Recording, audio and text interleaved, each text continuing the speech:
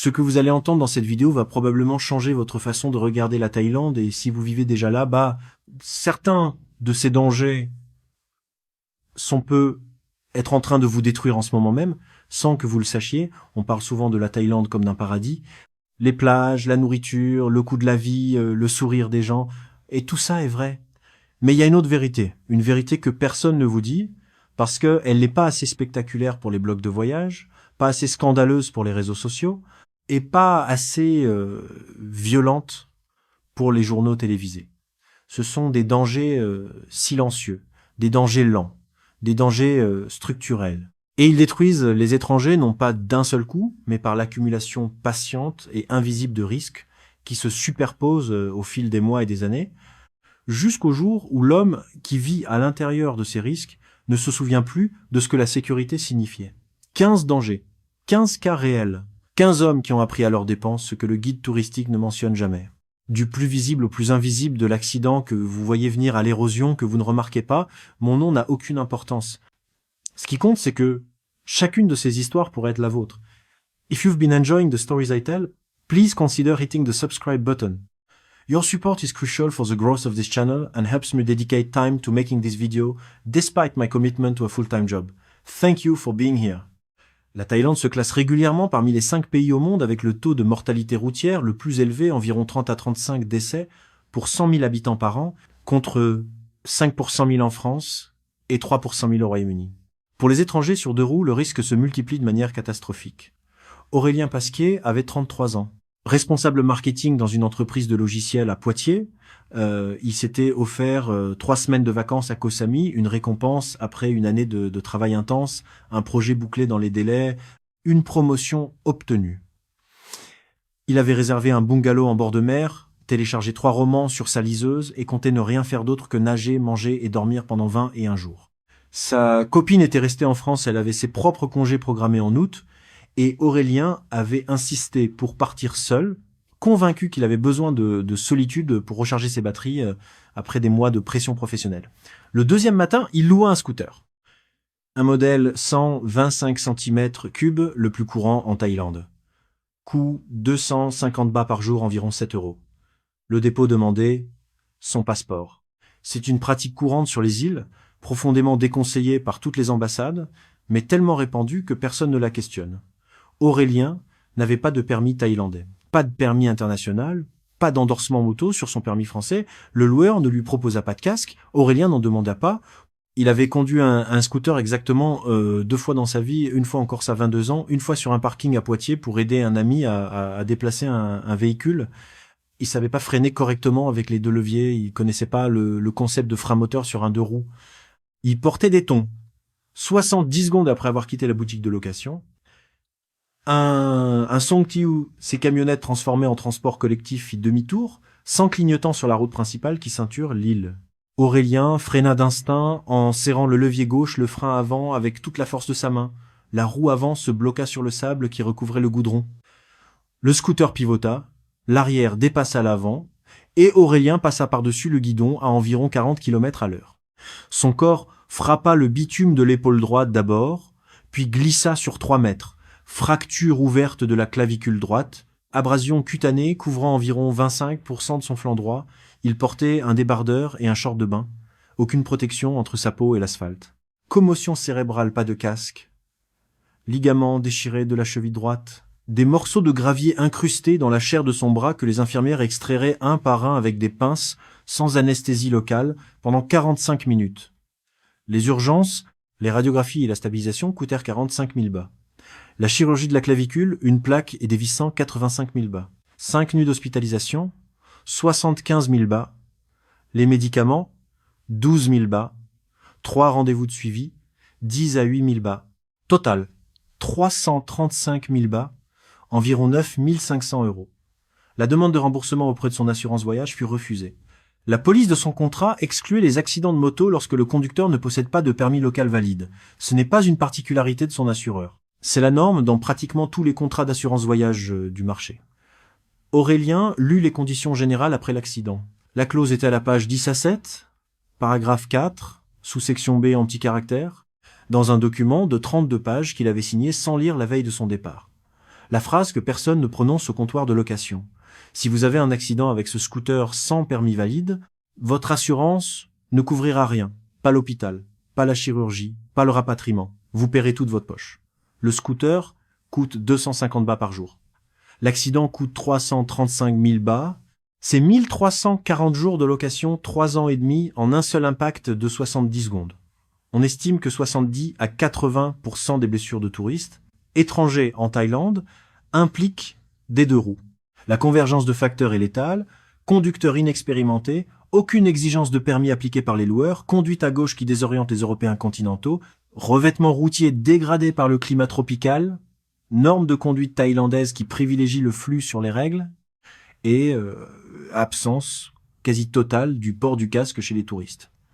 Aurélien est rentré en France avec une cicatrice de 20 cm sur l'épaule, une facture de 9 500 € payée avec sa carte de crédit personnel, et la certitude absolue que les 70 secondes les plus coûteuses de sa vie avaient commencé au moment exact où il avait accepté de laisser son passeport en dépôt sans poser une seule question. Sa copine vint le chercher à l'aéroport. En le voyant sortir de la zone d'arrivée avec un bras en écharpe et le visage couvert de croûte, elle fondit en larmes. Aurélien ne pleura pas. Il avait déjà versé toutes ses larmes à Koh Samui, seul dans une chambre d'hôpital à 3 heures du matin, quand l'infirmière était venue lui annoncer que son assurance avait rejeté sa demande et qu'il devait régler la totalité avant sa sortie. Les Européens du Nord sont physiologiquement adaptés au climat tempéré. La saison chaude en Thaïlande de mars à mai produit des températures de 35 à 42 degrés avec une humidité de 60 à 80%. La température de bulbe humide, la mesure, combinée de chaleur et d'humidité qui détermine si le corps humain peut se refroidir par la transpiration, dépasse régulièrement les seuils de sécurité. Roger Blanchard avait 68 ans. Ancien cadre supérieur dans l'industrie pharmaceutique à Vichy, il avait pris sa retraite à Hua Hin, 4 ans plus tôt, une ville balnéaire prisée par les retraités étrangers, à 2h30 au sud de la capitale. Roger jouait au golf 3 fois par semaine. C'était sa routine, son ancrage social. Sa raison de sortir de l'appartement, les matinées sur le parcours étaient les seuls moments de sa semaine où il se sentait encore utile, compétitif, concentré, engagé dans quelque chose qui demandait de la précision et de la stratégie. Le reste de ses journées oscillait entre la lecture, la télévision et les déjeuners avec d'autres retraités qui parlaient de leurs problèmes de santé. En avril, le mois le plus chaud de l'année, Roger joua 10 à 8 trous sur un parcours de Hua Hin. Départ à 10h, fin vers 14h30, température à la fin du parcours, 39 degrés, humidité, 72%. Au cours de ces 4h30, il but 2 bouteilles d'eau et une boisson isotonique. Insuffisant dans ces conditions, le corps humain a besoin d'environ 1,5 litre à 2 litres par heure d'effort modéré. Roger avait donc absorbé moins d'un tiers de ce que son organisme exigeait. Son caddie, un jeune Thaïlandais de 20 ans habitué à la chaleur depuis sa naissance, avait bu le double sur la même période.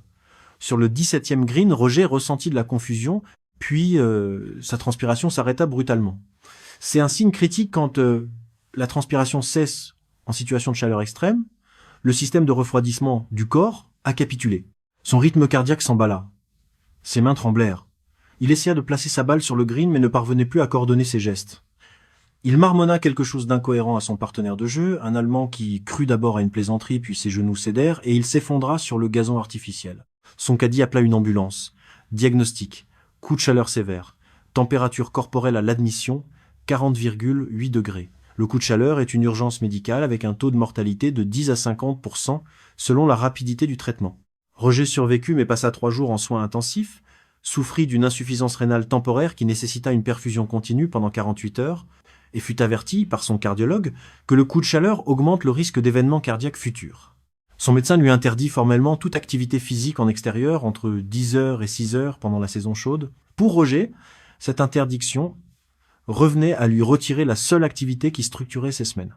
Le coût, 280 000 bahts, environ 8 000 €. Son assurance couvrit 70% après la franchise.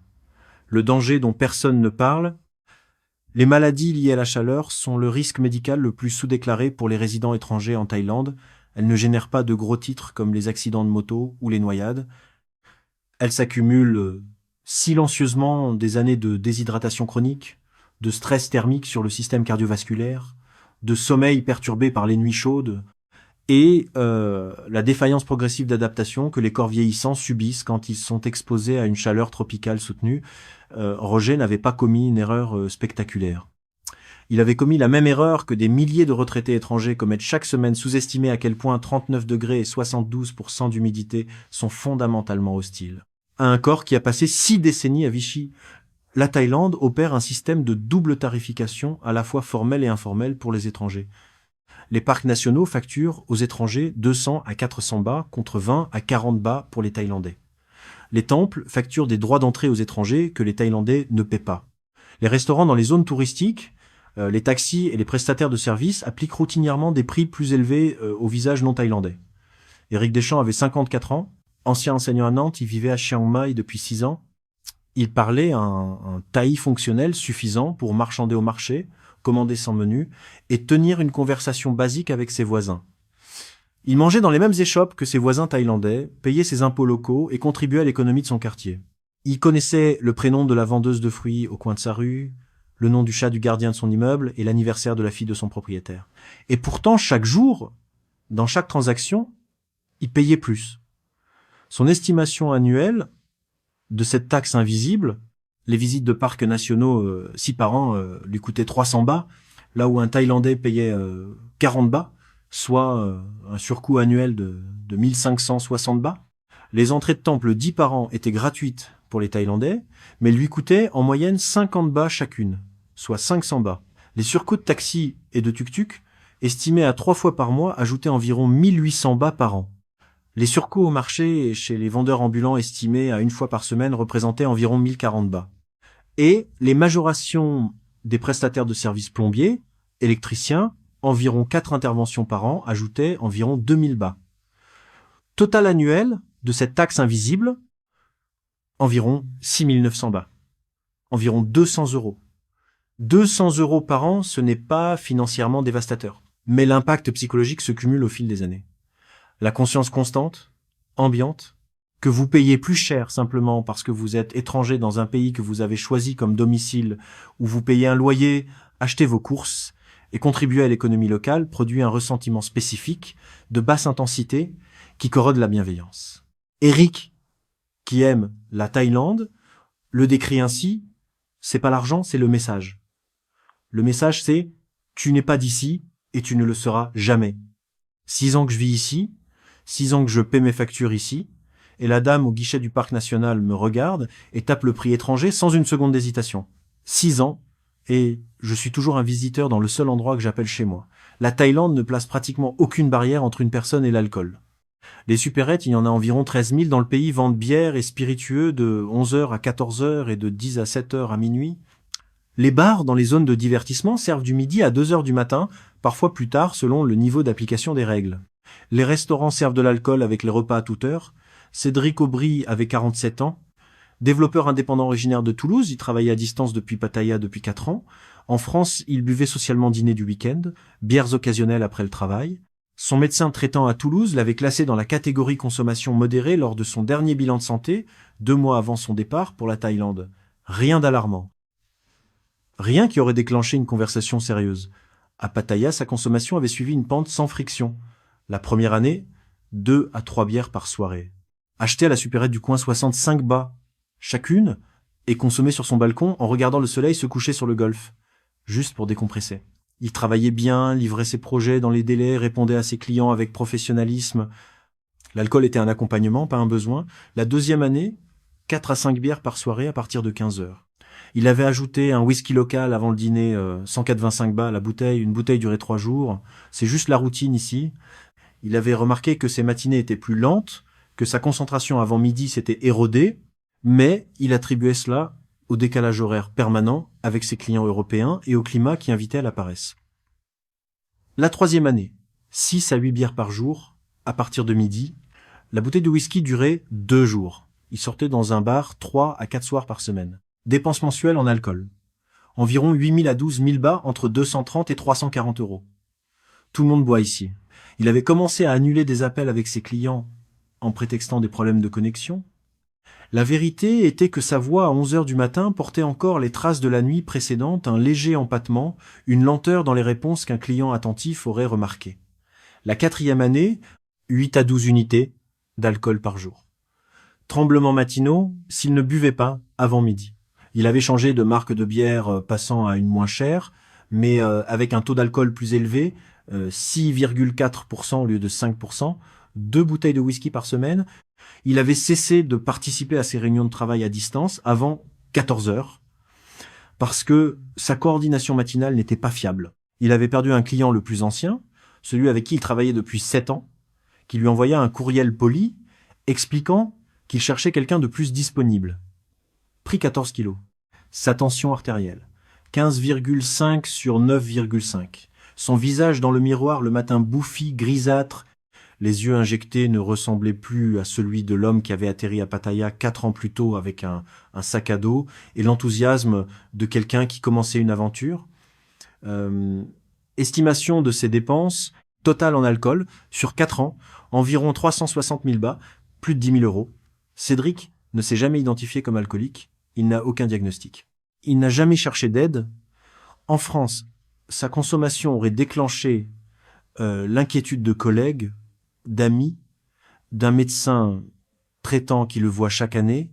À Pattaya, sa consommation est invisible, camouflée par une culture expatriée où la consommation quotidienne est normalisée, où la bière, la moins chère, coûte moins qu'une bouteille d'eau, et où la seule horloge qui compte est celle qui dit qu'il est toujours l'heure de boire. Personne ne lui a jamais dit qu'il avait un problème. Personne ne le lui dira. La cuisine de rue thaïlandaise est parmi les meilleures au monde. Elle est aussi préparée dans des conditions qui fermeraient une cuisine européenne en quelques minutes. Pas de réfrigération pour les ingrédients crus, contamination croisée entre les protéines, hygiène des mains inconsistante, huile de cuisson réutilisée et températures ambiantes qui transforment les bactéries dormantes à dangereuses en moins de 2 heures. Jean-Baptiste Prévost avait 40 et 1 an.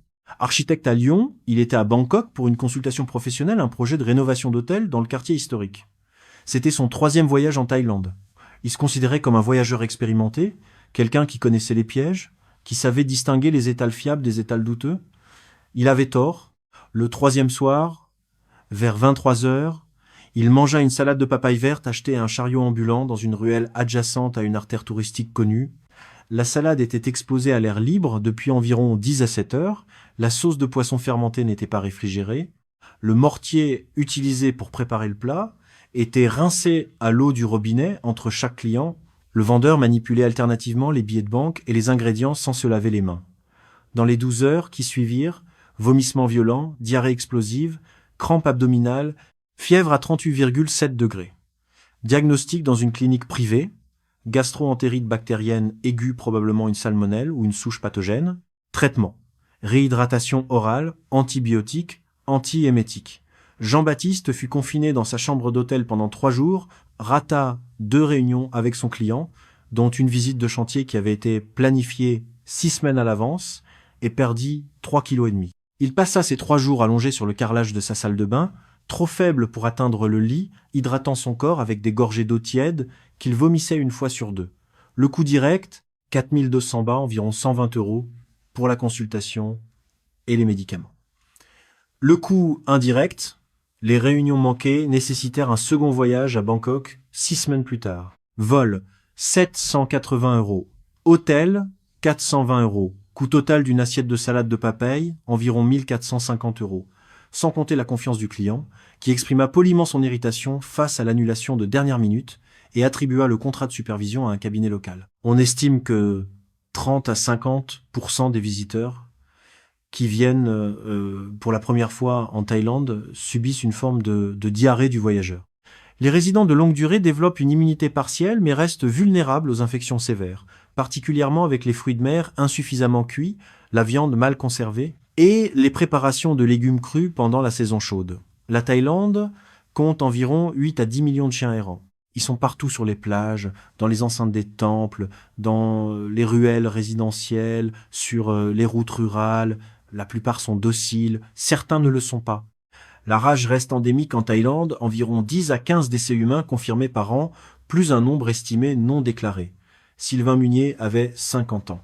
Ancien enseignant à Dijon, il vivait à Chiang Mai depuis 3 ans. Chaque semaine, il visitait un temple situé dans une forêt, un lieu qu'il affectionnait pour sa tranquillité et ses tunnels de méditation. Y aller toujours à la même heure, 7 heures du matin, quand la lumière filtrait à travers les arbres et que le silence n'était rompu que par les oiseaux et le murmure des prières des moines. C'était son sanctuaire, l'endroit où la Thaïlande lui donnait exactement ce qu'il était venu chercher, la paix. Ce matin-là, un chien errant qui dormait près de l'entrée d'un tunnel sursauta quand la sandale de Sylvain racla le gravier. Le chien, un mélange de race indéterminée, pelage roux, côte visible sous la peau, mordit son mollet d'un mouvement réflexe. Une seule perforation, 2 centimètres de profondeur. La douleur fut vive mais brève. Sylvain recula. Le chien s'enfuit dans les broussailles. La plaie saignait modérément. Son premier réflexe fut de nettoyer avec l'eau de sa bouteille et de continuer sa promenade. C'était une morsure de chien, pas une attaque de requin. Il faillit rentrer chez lui, mettre un pansement et oublier l'incident. C'est un ami thaïlandais, joint par téléphone 1 heure plus tard, qui le convainquit de se rendre à l'hôpital. « Tu ne plaisantes pas avec ça ici, lui dit-il. » Cette phrase lui sauva probablement la vie. Le protocole post-exposition à la rage est rigoureux. Le jour même, nettoyage de la plaie, rappel antitétanique, première injection d'immunoglobuline antirabique et première dose de vaccin coup. 9700 bas. Puis 4 autres injections réparties sur 28 jours, chacune à 1500 bas. Coût total du protocole complet, 15 700 bas, environ 450 €. Le chien ne fut jamais retrouvé et ne put être testé. Sans confirmation du statut négatif de l'animal, le protocole complet de 5 doses est obligatoire. La rage, une fois les symptômes apparus, a un taux de mortalité de pratiquement 100%. Il n'existe aucun traitement curatif. La fenêtre entre la morsure et l'apparition des symptômes peut varier de quelques semaines à plusieurs mois, un délai pendant lequel le virus remonte silencieusement les nerfs vers le cerveau. Quand les premiers signes apparaissent, agitation, hydrophobie, hallucination, il est trop tard. L'assurance de Sylvain couvrit 80%. Sa part, environ 3140 bas. Le coût financier est gérable. Le coût psychologique, la connaissance que s'il n'était pas allé à l'hôpital, s'il avait balayé la morsure comme une simple égratignure, s'il avait été l'un de ces touristes qui ne savent pas que la rage est endémique chez les chiens errants thaïlandais, relève d'une monnaie différente. Sylvain ne regarde plus les chiens de la même manière. Chaque animal couché sur un trottoir, chaque meute qui rôde dans une ruelle à la tombée de la nuit, chaque aboiement dans l'obscurité est devenu une menace potentielle. Le temple de la forêt, son sanctuaire, est devenu un lieu d'anxiété. Il y retourne encore, mais avec une canne maintenant, et ses yeux balaient le sol devant lui avec la vigilance d'un homme qui sait ce qu'un moment d'inattention peut coûter. Les étrangers en Thaïlande sont des cibles pour un spectre entier d'arnaques financières, des plus bénignes aux plus catastrophiques. Des escroqueries aux pierres précieuses jusqu'aux fraudes à l'investissement, en passant par les arnaques sentimentales et les systèmes de crypto-monnaies fictifs. Philippe Mercier avait 44 ans, coordinateur en logistique maritime à Marseille. Il était en vacances à Bangkok pour 10 jours. C'était son premier voyage en Asie. Il avait lu des guides, consulté des forums et se croyait préparé. Près du Palais Royal, un homme thaïlandais bien habillé, chemise repassée, montre au poignet, sourire désarmant l'aborda et lui dit, dans un français approximatif mais charmant, que le palais était fermé cet après-midi-là pour une cérémonie royale. Mais il connaissait un temple magnifique à proximité et sur le chemin, il pouvait lui montrer une boutique de pierres précieuses certifiée par le gouvernement qui organisait une vente annuelle hors taxe. Le stratagème du Palais Royal fermé est la plus ancienne arnaque touristique de Bangkok, opérationnelle depuis des décennies, perfectionnée à la virgule près. Le palais n'était pas fermé. La vente annuelle a lieu tous les jours. La boutique certifiée par le gouvernement est un commerce de détail qui vend des pierres synthétiques ou de basse qualité avec une marge de 500 à 1000%. Philippe acheta une bague en saphir pour 45, 1000 bas, environ 1300 €, convaincu qu'elle valait plus de 200 000 bas d'après le certificat fourni. Valeur réelle, entre 2000 et 3000 bas. Le certificat était aussi authentique que la cérémonie royale qui avait fermé le palais. Philippe ne découvrit la vérité que 3 jours plus tard, quand un bijoutier indépendant dans le quartier de Silom examina la bague, la posa sur le comptoir avec précaution et lui dit avec un mélange de compassion et de lassitude « Monsieur, je vois cette bague 4 fois par semaine. Elle vaut ce que vous paierez pour la leçon qu'elle vous enseigne. Pourquoi cette arnaque fonctionne encore aujourd'hui? Parce qu'elle cible une vulnérabilité psychologique spécifique, le touriste qui vient d'arriver, qui est désorienté, à qui on a dit de faire confiance aux locaux et qui ne comprend pas encore qu'un inconnu bien habillé, offrant de l'aide non sollicitée dans le quartier touristique, n'aide jamais personne. L'arnaque est vieille. Les touristes sont toujours neufs.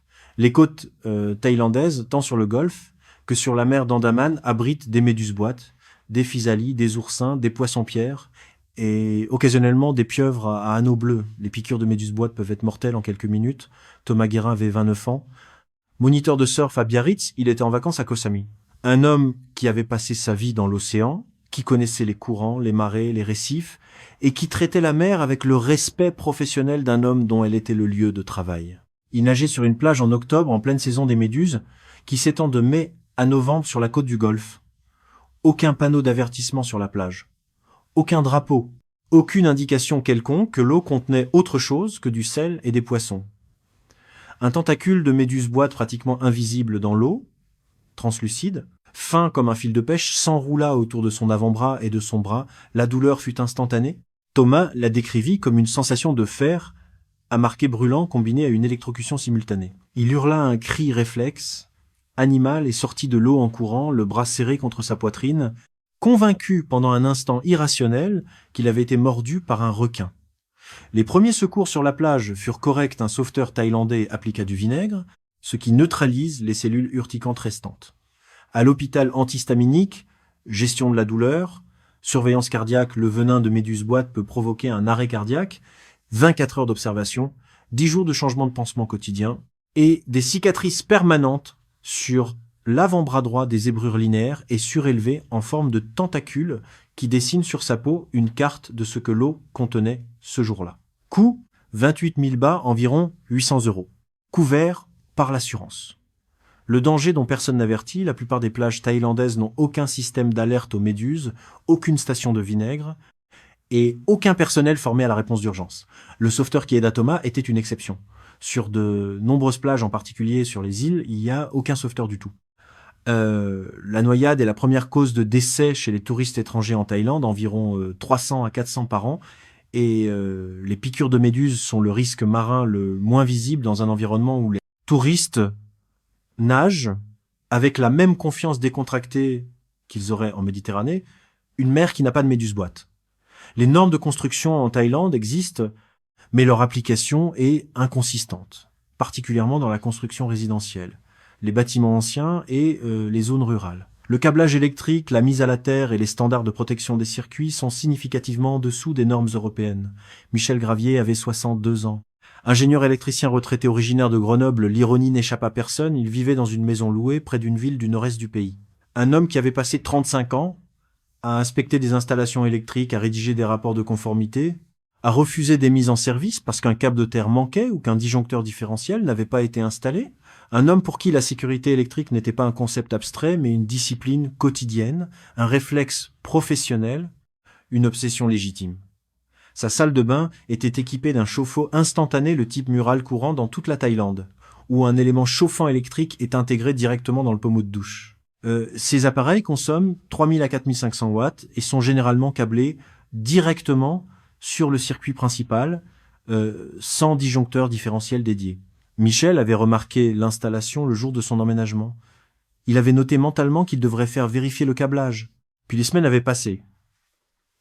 La douche fonctionnait, l'eau chauffait, et l'urgence s'était diluée dans la routine du quotidien. L'ingénieur, qui n'aurait jamais toléré cette installation dans une maison française, l'avait accepté dans une maison thaïlandaise parce que tout le monde autour de lui l'acceptait aussi. Sous la douche, Michel reçut un choc électrique significatif, le courant passant à travers le flux d'eau, à travers son corps, jusqu'au sol mouillé. Il fut projeté en arrière contre le mur de la salle de bain. Il estima la durée du choc à 2 ou 3 secondes assez long pour provoquer une contraction musculaire involontaire, une arythmie temporaire et une marque de brûlure sur sa paume droite, là où il agrippait le tuyau de douche. Pendant ces 2 ou 3 secondes, son corps ne lui appartenait plus. Chaque muscle s'était contracté simultanément. Sa mâchoire s'était verrouillée. Il ne pouvait ni crier, ni respirer, ni lâcher prise. La seule raison pour laquelle il était en vie, c'est que la force du courant l'avait projeté loin de la source. Il survécut parce que le chemin du courant allait de la main au pied et non de main à main, ce qui aurait traversé le cœur, et parce qu'il réussit à rompre le contact en tombant en arrière. La réalité technique, un disjoncteur différentiel correctement installé, aurait coupé le courant en 30 millisecondes dès la détection du défaut, avant que Michel ne sente quoi que ce soit. Sa maison n'avait aucune protection différentielle sur aucun circuit. La douche électrique était branchée sur un disjoncteur standard de 15 ampères sans connexion à la terre. C'est pas inhabituel, c'est en fait la norme dans les logements économiques thaïlandais. Michel, un ingénieur qui avait inspecté des systèmes de sécurité pendant 35 ans, installa lui-même un disjoncteur différentiel sur le circuit de la salle de bain le lendemain. Coût 350 bahts, 10 euros. Le dispositif qui aurait pu lui sauver la vie n'avait jamais été installé parce qu'il n'était pas obligatoire, n'avait jamais été inspecté, et coûtait moins cher qu'une assiette de nouilles sautées. La Thaïlande compte environ un psychiatre pour 100 000 habitants, contre 23 pour 100 000 en France. Des professionnels de santé mentale anglophones existent à Bangkok et à Chiang Mai, au tarif des hôpitaux privés, entre 2500 et 5000 bahts par séance, soit entre 70 et 140 euros. Des thérapeutes francophones, pratiquement aucun en dehors de quelques conseillers expatriés offrant des séances vidéo depuis la France. Frédéric Jourdain avait 56 ans. Ancien fonctionnaire à Tours, il vivait à Hua Hin depuis 4 ans. Frédéric souffrait d'épisodes dépressifs depuis la quarantaine gérée en France, avec un antidépresseur et des séances mensuelles avec un psychologue à Tours. Cette combinaison, la chimie du médicament et la conversation du thérapeute fonctionnaient. Pas comme une guérison, mais comme un équilibre, un système à 2 piliers qui maintenait Frédéric dans une zone de fonctionnement où il pouvait travailler, entretenir des relations et trouver du plaisir dans les petites choses du quotidien. Quand il s'installa à Hua Hin, il emporta un stock de 6 mois de médicaments et comptait trouver un thérapeute local. Il était optimiste. La Thaïlande avait des hôpitaux modernes, des médecins formés à l'étranger, une infrastructure médicale qui impressionnait les guides de voyage. Ce qu'il trouva, le psychiatre anglophone le plus proche, était à Bangkok, 3 heures de route. Coût par séance. 3500 bahts, 100 euros. Fréquence recommandée, toutes les 2 semaines. Coût annuel pour les soins psychiatriques, environ 91 000 bahts, 2600 euros plus les frais de transport. Option francophone en Thaïlande, aucune. Séance vidéo avec son psychologue de Tours, possible mais compliqué par le décalage horaire de 5 à 6 heures, et la disponibilité du thérapeute. Et il y avait autre chose, quelque chose que Frédéric ne pouvait pas articuler clairement pendant les premiers mois, mais qui devint évident avec le temps. Parler de sa dépression à travers un écran, dans un fuseau horaire décalé, avec des bruits de circulation thaïlandaise en arrière-plan, n'avait pas le même poids thérapeutique que s'asseoir dans un fauteuil à Tours, dans le silence du cabinet, avec un homme qu'il connaissait depuis 12 ans et qui savait lire ses silences aussi bien que ses mots. Frédéric arrêta la thérapie. Il continua son antidépresseur, obtenu par un médecin thaïlandais, qui renouvela l'ordonnance sur la base de son dossier médical français. Coût 1800 bahts par mois pour le médicament, plus une consultation trimestrielle. Le médicament gère la biochimie. La thérapie qui traitait la psychologie, la parole, le travail narratif, la connexion humaine avec un professionnel qui parle sa langue émotionnelle a disparu. Frédéric décrit le vide ainsi. Le médicament me maintient la tête hors de l'eau. La thérapie m'apprenait à nager. En Thaïlande, j'ai la tête hors de l'eau. Mais j'ai oublié comment nager. Et chaque année, l'eau monte un peu. La petite corruption en Thaïlande, bien que réduite par rapport aux décennies précédentes, reste un système fonctionnel dans les interactions avec la police, les processus bureaucratiques et certaines transactions commerciales.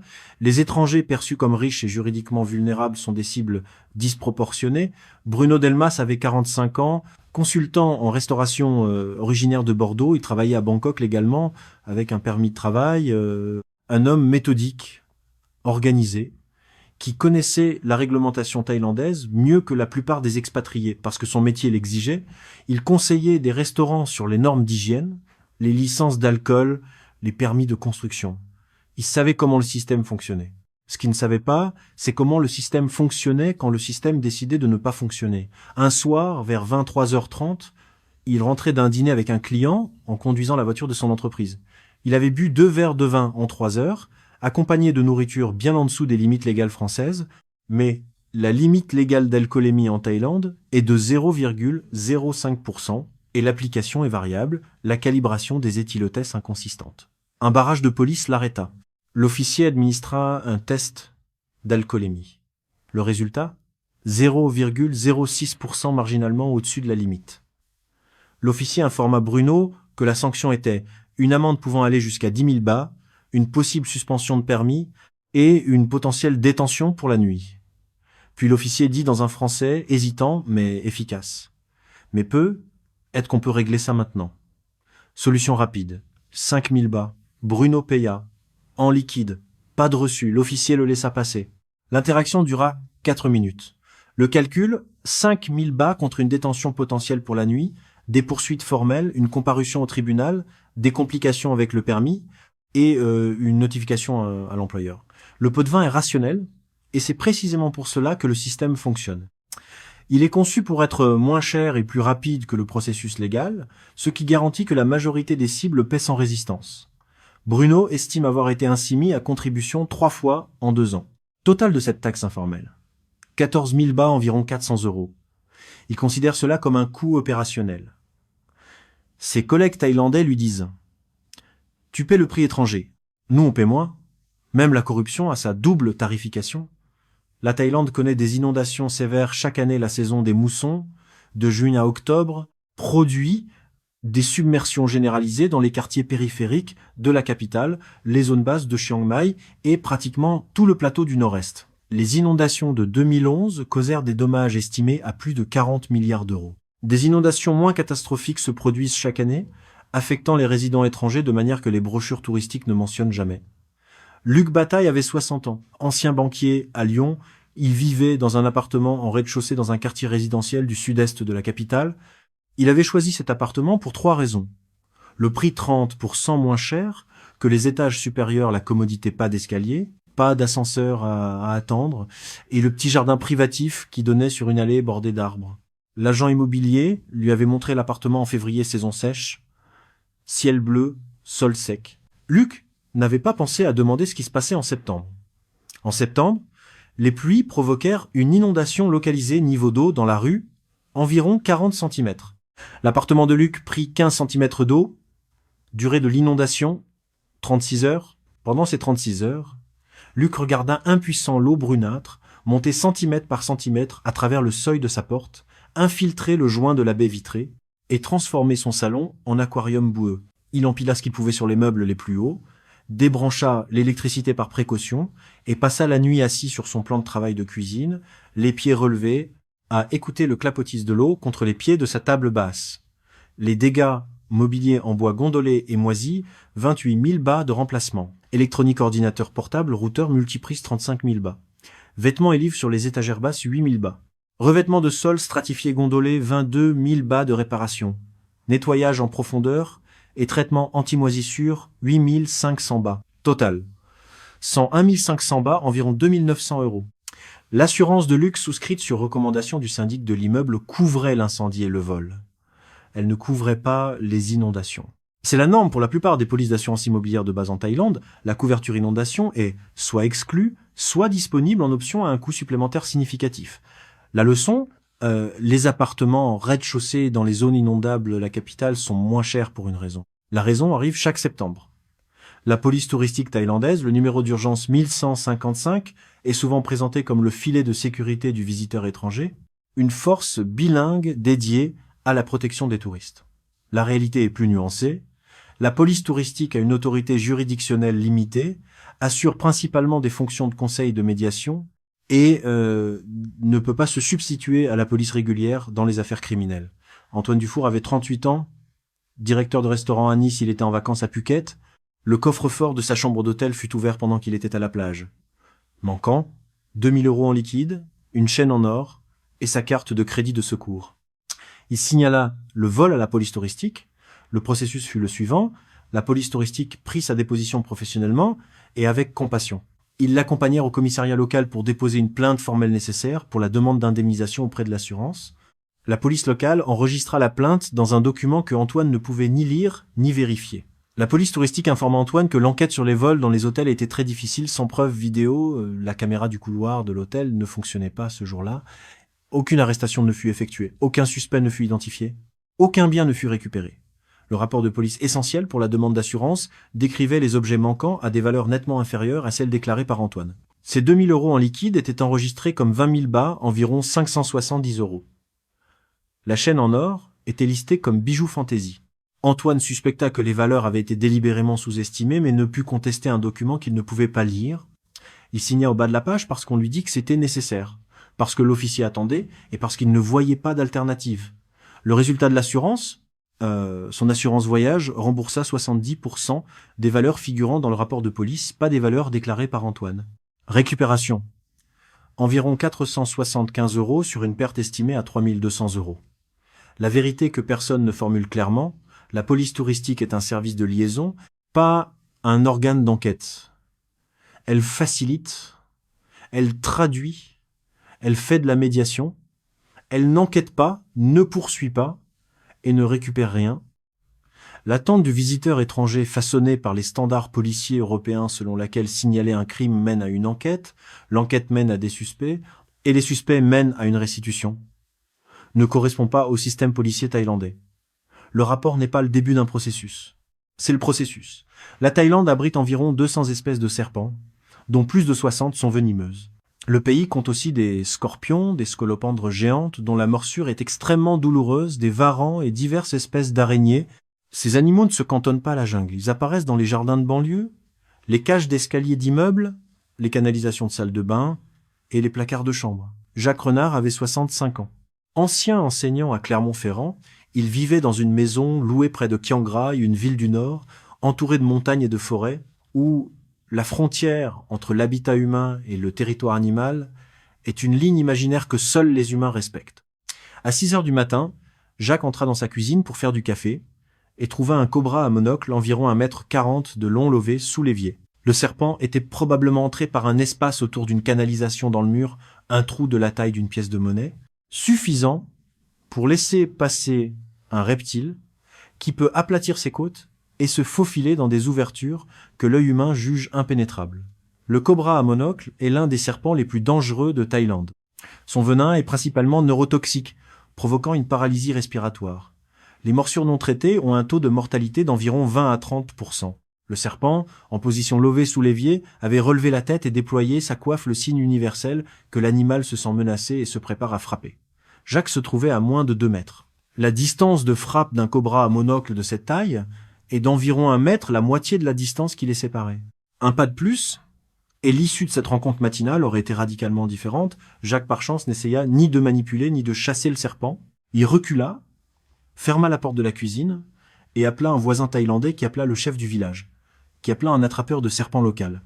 Le cobra fut retiré vivant en 90 minutes, pendant lesquelles Jacques resta assis dans son salon, la porte de la cuisine fermée, un linge roulé sous le seuil, à écouter les bruits de l'autre côté et à imaginer le serpent se faufilant sous la porte.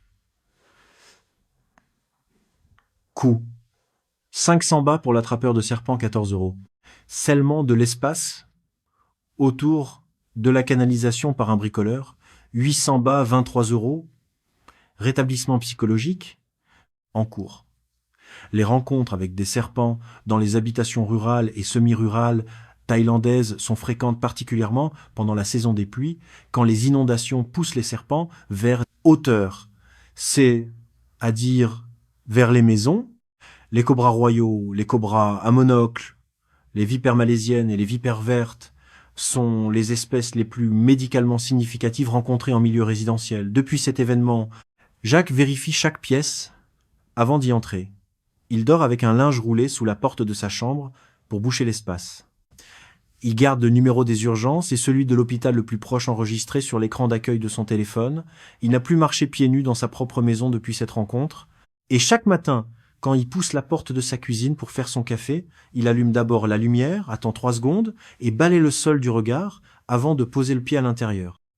Ce rituel, cette chorégraphie de prudence, qui transforme un geste quotidien banal en reconnaissance de terrain, est devenue la première chose qu'il fait chaque jour. C'est le prix d'un matin où la Thaïlande lui a rappelé que sa maison n'était pas seulement la sienne. Le 15e danger n'a ni croc, ni prix, ni code juridique, ni diagnostic médical. C'est l'érosion progressive et imperceptible de soi qui se produit quand une personne vit pendant des années dans un pays où elle ne travaille pas, ne contribue pas, ne crée pas, et n'appartient dans aucun sens structurel à la société qui l'entoure. Serge Villanova avait 64 ans, ancien inspecteur des douanes à Perpignan, il vivait à Pattaya depuis 8 ans. Serge n'était pas malade, il n'était pas fauché, il se faisait pas arnaquer. Il n'avait pas de problème juridique. Il n'était pas dépendant à une substance.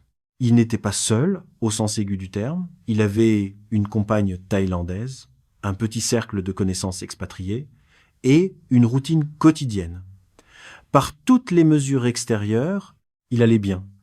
Mais voici à quoi ressemble aller bien un mardi, la 8e année. Réveil à 8h30. Pas de réveil, rien ne nécessite sa présence nulle part à aucun moment. Café sur le balcon, il fait défiler les nouvelles françaises sur son téléphone, lit les gros titres, ne retient rien. Les événements en France lui parviennent comme des échos d'une vie qui n'est plus la sienne, une élection, une grève, un scandale. Tout cela se déroule dans un pays qu'il a quitté, mais qui ne l'a pas quitté, pas complètement, pas dans les endroits de sa mémoire où les rues de Perpignan sont encore nettes et les visages de ses anciens collègues encore reconnaissables. À 10h, il marche jusqu'à la supérette. Achète de l'eau, du pain, des œufs. La caissière l'a vu plus de 2000 fois. Ni l'un, ni l'autre ne se reconnaît au-delà d'un signe de tête. À 11h, il s'assied dans un café. Commande le même café qu'il commande chaque jour depuis 4 ans. La serveuse l'apporte sans demander. Cela devrait ressembler à de l'appartenance. Cela ressemble à de l'effacement, il est si prévisible qu'il n'a plus besoin de parler. Il a été absorbé dans le mobilier. À midi, déjeuner à la même échoppe, le même plat, le même signe de tête. De 13h à 10 à 7h. Appartement, télévision, téléphone, sieste. Les heures n'ont pas de contour, elles coulent les unes dans les autres comme de l'eau. Et à 10 à 7h, il peut pas dire ce qu'il faisait à 14h parce que rien ne distingue une heure de la suivante. À 10 à 8h, une bière au bar du coin. 2 bières. Discussion avec le barman superficiel, répétitive. On parle de la météo. On parle d'un match. On ne parle de rien qui compte parce que rien ne compte assez pour être discuté. À 20h, dîner, maison, télévision, sommeil. Serge a vécu cette journée environ 2900 fois. Pas avec des variations avec de la répétition. Le même trajet, les mêmes repas, les mêmes visages, les mêmes conversations. Les jours ne s'accumulent pas en un récit. Ils s'empilent comme des briques identiques en un mur sans fenêtre. Ce que Serge a perdu sans s'en apercevoir, sans un seul événement dramatique. Son identité professionnelle, il était inspecteur des douanes depuis 32 ans, il interceptait des contrebandiers, il analysait des manifestes de cargaison, il témoignait au tribunal, les jeunes inspecteurs venaient lui demander conseil, son avis comptait. Sa signature sur un document avait le pouvoir de bloquer un conteneur de 40 tonnes à la frontière. À Pattaya, il est le français de la table 3. Sa capacité créative, il construisait des maquettes de bateaux à Perpignan, un travail minutieux, détaillé, patient, qui exigeait des heures de concentration et une précision au millimètre. Des voiliers du XVIIIe siècle, des navires de guerre, des caravelles, il offrait les modèles terminés à ses neveux et à ses amis. Ses outils sont dans un placard de son appartement à Pattaya. Il n'a pas ouvert ce placard depuis 3 ans. La colle a probablement séché, les pinces sont peu, est rouillée, il ne sait pas, il ne vérifie pas. Sa capacité physique, il marchait 5 km par jour à Perpignan le long du canal, à travers le vieux quartier jusqu'au marché et retour. En Thaïlande, son rayon de marche quotidien est d'environ 800 mètres de l'appartement au café, de l'échoppe au bar et retour. Sa condition cardiovasculaire a décliné au point où monter des escaliers le fait souffler. Ses genoux sont raides le matin, son dos proteste quand il se penche. Son corps s'est adapté à l'immobilité avec la même docilité qu'il s'est adapté à la chaleur sans résistance, sans protestation, sans qu'il s'en aperçoive. Son engagement intellectuel. Il lisait 3 livres par mois en France, des romans policiers, des essais historiques, des biographies de figures militaires. Il n'en lit aucun en Thaïlande, les librairies locales ne proposent pas ce qui l'intéresse, et commander des livres français en ligne coûte plus cher que les livres eux-mêmes. Sa liseuse électronique, achetée la première année avec l'intention de maintenir ses habitudes de lecture, est posée sur sa table de nuit. La batterie est à plat depuis des mois, il ne la recharge pas. Son éventail émotionnel. Il décrit son état émotionnel comme correct. Chaque jour, chaque semaine, correct n'est pas un sentiment. C'est l'absence de sentiment, une platitude de référence qu'il a normalisée, parce que rien dans son environnement ne vient la perturber. Pas de défi, pas de surprise, pas de friction, pas de croissance, pas de colère non plus, pas de tristesse aiguë, pas de joie soudaine. Juste le bourdonnement constant d'une existence qui ne demande rien et ne donne rien en retour. La métaphore que Serge utilise lui-même, dans un rare moment d'honnêteté au bar, avec un ami qui visite depuis la France. Tu sais, c'est comme une photo qui se décolore au soleil. Chaque jour, elle perd un peu de couleur. Tu la regardes tous les jours, tu vois rien changer, et un jour, tu la compares à l'original et tu réalises qu'elle est presque blanche. C'est ce qui se passe avec moi. Je me décolore. Son ami ne répondit pas tout de suite. Il regarda Serge, cet homme qu'il connaissait depuis 40 ans, cet inspecteur qui avait autrefois fait trembler les importateurs frauduleux du port de Marseille, et vit exactement ce que Serge décrivait. La décoloration. Les traits étaient les mêmes, mais l'intensité avait disparu. Les yeux, qui autrefois scannaient un entrepôt avec la précision d'un radar, étaient devenus des yeux qui regardaient sans voir, qui suivaient le mouvement d'un ventilateur de plafond avec la même attention qu'ils accordaient à un coucher de soleil ou un accident de la route. Tout avait la même valeur. C'est-à-dire aucune. C'est le danger qu'aucun guide, aucun blog, aucune vidéo n'aborde parce qu'il n'a pas de nom, pas de chiffres, pas de mesure. C'est le blanchiment progressif d'une personne qui a retiré toutes les structures qui lui donnaient forme, le travail, le but, le défi, la communauté, la culture, la langue et les a remplacés par le confort, la chaleur et la répétition de jours qui ne lui demandent rien. La Thaïlande ne cause pas cela. La Thaïlande crée les conditions. Assez de confort pour survivre indéfiniment, assez de beauté pour déguiser la dégradation, assez de routine pour simuler une vie sans en exiger une. L'homme à l'intérieur de ces conditions ne s'effondre pas. Il se dissout lentement, invisiblement, un mardi identique après l'autre, jusqu'à ce que la photo soit blanche et que l'homme qui y figurait ne se souvienne plus à quoi ressemblaient les couleurs. Les 15 dangers de cette vidéo ne sont pas classés par fréquence ni par gravité. Ils sont classés par visibilité du plus évident au plus invisible. L'accident de moto est spectaculaire, le serpent est terrifiant, l'arnaque est révoltante. Ce sont les dangers qu'on peut désigner, nommer, et contre lesquels on peut se protéger. Mais le 15e danger, la décoloration, c'est celui dont la Thaïlande ne vous avertit pas, parce que la Thaïlande ne sait pas qu'il se produit. La Thaïlande voit un homme assis dans un café, qui commande un café, qui mange, qui rentre chez lui. La Thaïlande voit une routine. Elle ne voit pas la photo qui perd ses couleurs. Vous êtes le seul à pouvoir la voir. Et quand vous la voyez, enfin quand vous tenez la version décolorée à côté de l'original et que vous mesurez tout ce qui a été perdu des années ont passé, et la distance entre qui vous êtes et qui vous étiez ne se mesure pas en kilomètres, mais en jours qui vous ont rien demandé et qui ont obtenu exactement ce qu'ils demandaient. Protégez-vous de la moto. Protégez-vous de la chaleur. Protégez-vous de l'arnaque, du serpent, de la méduse et du câblage électrique. Mais par-dessus, tout protégez-vous du confort. Parce que le confort, en Thaïlande, est le prédateur le plus patient de tous. Il ne vous poursuit pas. Il ne mord pas. Il attend simplement chaud, beau et infiniment accommodant pendant que vous disparaissez lentement, doucement, invisiblement. Si cette vidéo vous a ouvert les yeux, si elle vous a fait réfléchir, ou si vous connaissez quelqu'un qui prépare un départ pour la Thaïlande et qui devrait entendre ces 15 vérités avant de monter dans l'avion, alors partagez-la. Et abonnez-vous à cette chaîne pour ne manquer aucune des enquêtes, des récits et des avertissements que je continue de produire pour vous. On se retrouve très bientôt.